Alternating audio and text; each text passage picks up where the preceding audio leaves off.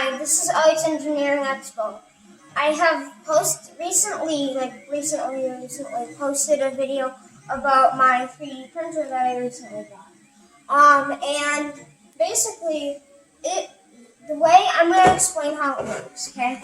So, right now I'm printing this, and it's going layer by layer, placing this molten plastic, which is coming out of this tube, which goes all the way around, coming out of there.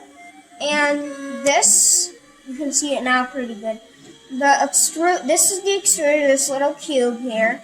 And then you see that treadmill in the middle, like right there? That is the tread that makes this cube go back and forth. And then there's an up and down, which is the y-axis, which will make it so it can move around. And basically what I have on my computer is, this is the Vinci printer, by the way, and this is the code that it's looking at. So this is a G code. All printers use G code, and most printers actually. And I usually like to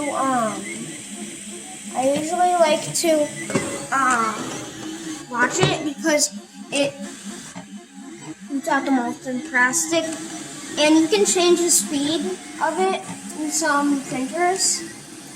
You can go into the thing and change the speed, but this right here is what I'm printing. So it's right now, it's on the section layer. Okay, bye.